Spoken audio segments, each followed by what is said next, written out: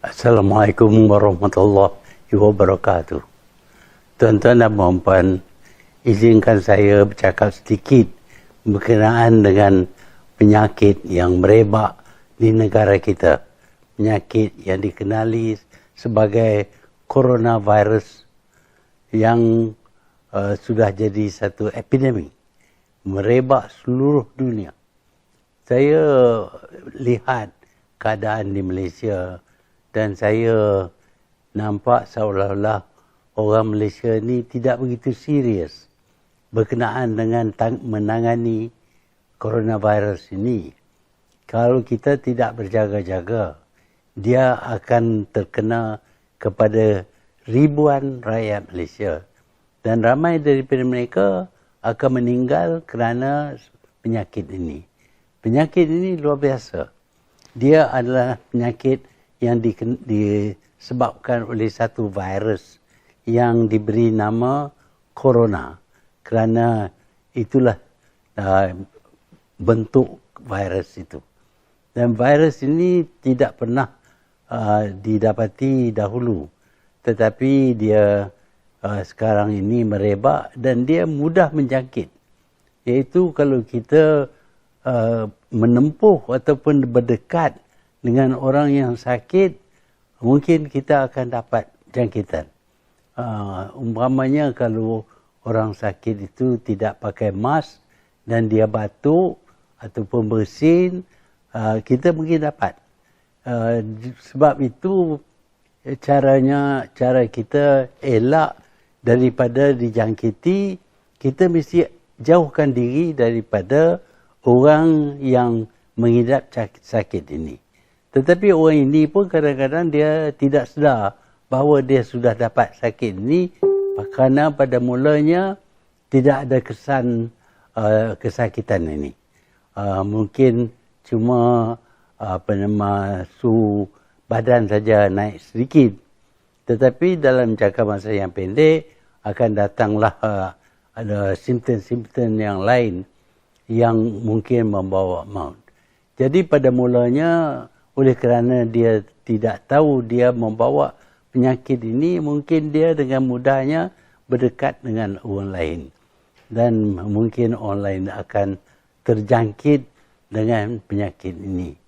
Sebab itulah kita perlu asingkan diri kita, jauhkan diri kita daripada semua orang. Kerana kita tak tahu mereka sakit ataupun tidak. Tetapi untuk mengasingkan diri daripada semua orang adalah satu perkara yang kadang-kadang sukar dilaku. Baru-baru ini Tabligh telah mengadakan satu perjumpaan gergasi. 15,000 orang berhimpun. Dan daripada perhimpunan ini kita dapati lebih 40 orang yang dijangkiti penyakit coronavirus ini. Sebabnya ialah dalam satu kumpulan yang begitu besar, kita tak dapat asingkan diri daripada jiran dan kita selalu berdekatan dengan semua orang, bersalam-salaman mungkin, dan agak mudah untuk kita dapat penyakit ini. Kalau orang yang mempunyai penyakit ini bersalaman dengan kita atau dekat dengan kita atau batuk dekat dengan kita, dan kita akan dapat penyakit ini. Sebab itulah saya berpendapat bahawa ada pentingnya kita elak daripada berkumpul ramai-ramai. Termasuk umpamanya bila kita sembahyang berjemaah. Kita sembahyang berjemaah, kita perlu rapatkan diri kita dalam satu saf.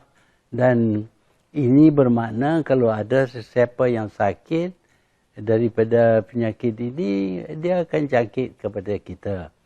Bukanlah kita nak tolak ibadat, tapi saya fikir untuk menyelamatkan diri, kita perlu terima hakikat bahawa berdekatan dengan orang adalah satu yang berbahaya. Saya bukanlah ulama, tapi seperti mana kita tahu, walau kita sembahyang hajat, ataupun kita doa, kita minta kita diselamatkan oleh Allah Subhanahu Wa Taala, tapi dalam Quran disebut bahawa Allah tidak akan makbulkan permintaan kita jika kita tidak buat sesuatu untuk diri kita. Dan sesuatu yang kita perlu buat untuk diri kita kali ini ialah supaya tidak merapatkan diri dengan orang lain walaupun semasa bersembahyang. Inilah caranya kita elak. Jadi kita perlu perkuatkan usaha ini dengan kita mengasingkan diri daripada orang yang tidak ada kaitan dengan kita.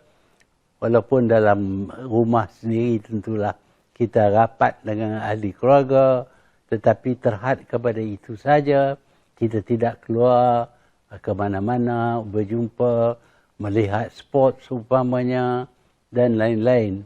Selain daripada itu, saya berpendapat bahawa jika ada saja sangkaan bahawa kita dapat penyakit, kita perlu cepat-cepat pergi ke hospital untuk kita dites. Bahkan segala pelawat-pelawat yang nak melawat ke mana-mana perlu dites sebelum mereka boleh ke mana-mana ataupun naik kenderaan apa-apa, sama ada bas ataupun pesawat terbang.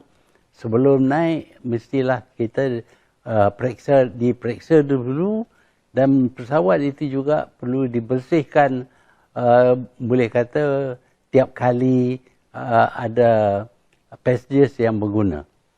Kalau dia terbang sekali, dia turun, mesti dibersihkan semula.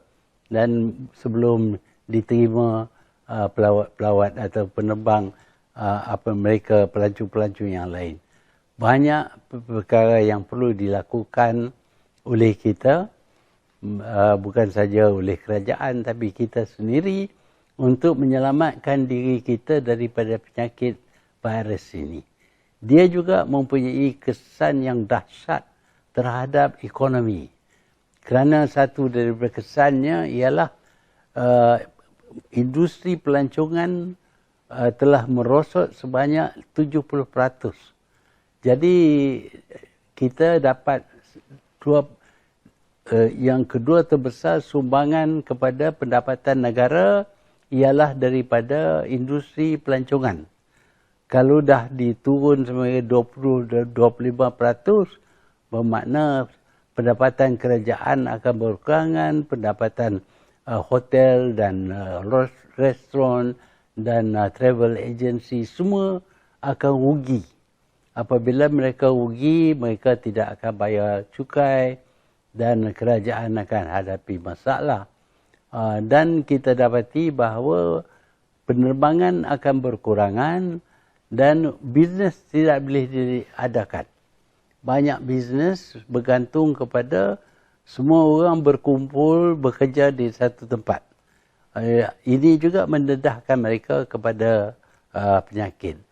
Bila ada industri yang memerlukan mass production oleh ramai pekerja, ini berbahaya.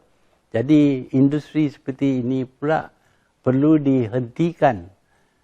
Apa yang boleh dibuat di rumah, boleh buat di rumah. Dan untuk mempelajari ilmu dan sebagainya, kita tak perlu ke sekolah atau universiti. Kita boleh belajar di rumah, mungkin melalui internet dan sebagainya. Semua ini perlu dilakukan sekarang ini juga. Jangan ambil ringan perkara ini. Ini amat berbahaya. Dia adalah satu jenis plague yang merebak, yang boleh menjangkit berpuluh ribu bahkan ratus ribu orang.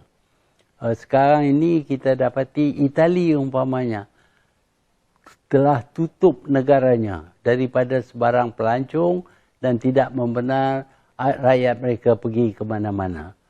Memang pun ini menjadi satu tekanan kepada rakyat kerana mereka tidak boleh keluar rumah pun. Tetapi kalau kita tidak ada disiplin diri dan sanggup berbuat demikian, maka penyakit ini akan berpanjangan dan akan memberi kesan yang amat buruk.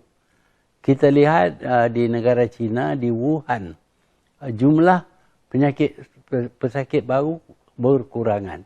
Ini kerana orang-orang Cina ni amat berdisiplin. Apabila dilarang daripada keluar daripada rumah, mereka turun walaupun berbulan-bulan. Ini dengan kerana ini mereka nampak seolah-olah mereka dapat kurangkan penyakit ini. Dan kita dapati bila penyakit ini tidak ada ubat. Tidak ada ubat yang boleh kita telan dan dapat sembuh. Sebaliknya dia adalah satu jenis penyakit yang perlu kepada vaksin. Vaksin pula akan mengambil masa untuk diadakan dan testingnya mungkin mengambil masa yang panjang sehingga 18 bulan mungkin. Jadi kita tidak boleh anggap bahawa tak lama lagi akan dihentikanlah dengan sendirinya penyakit ini. Dia tidak akan hentikan sendiri, melainkan kita sendiri berdisiplinkan diri dan duduk di rumah dan tidak keluar ke tempat-tempat yang mana orang berkumpul seperti di shopping kompleks dan sebagainya.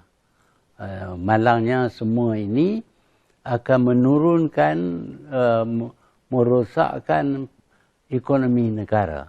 Tetapi bukan negara kita saja yang rosak ekonomi, negara lain juga akan alami kerosakan ekonomi dan permintaan mereka untuk barangan kita akan berkurangan dan ini mempunyai kesan kepada kita dan mereka juga tidak dapat menjual barangan keluaran mereka dan ini juga akan menyebabkan kemerosotan ekonomi dunia.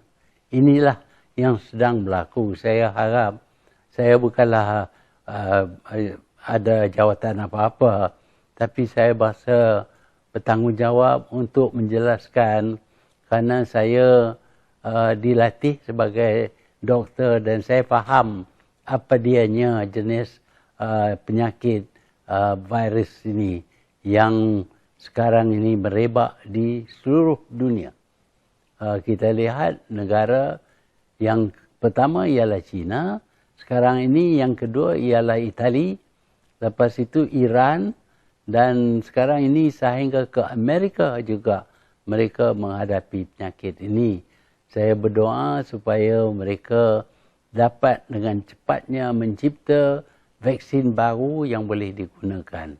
Sementara itu, oleh kerana tidak ada ubat, tidak ada vaksin, disiplin kita mengawalkan diri kita daripada bercampur dengan orang lain ialah jalan yang terbaik untuk kita elak daripada mendapat penyakit ini. Saya harap kita semua berasa bertanggungjawab dalam usaha untuk mengurangkan kesan penyakit ini. InsyaAllah.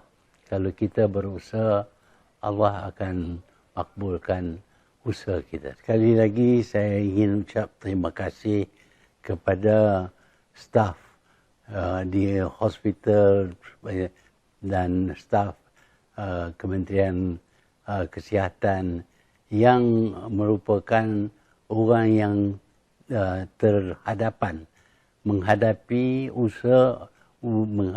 pesakit ini dan menjalankan usaha untuk membantas merebaknya sakit ini. Saya ucap terima kasih kepada doktor dan jururawat dan pegawai-pegawai rendah dan tinggi yang terlibat dalam usaha kita untuk menyelamatkan rakyat Malaysia. Terima kasih.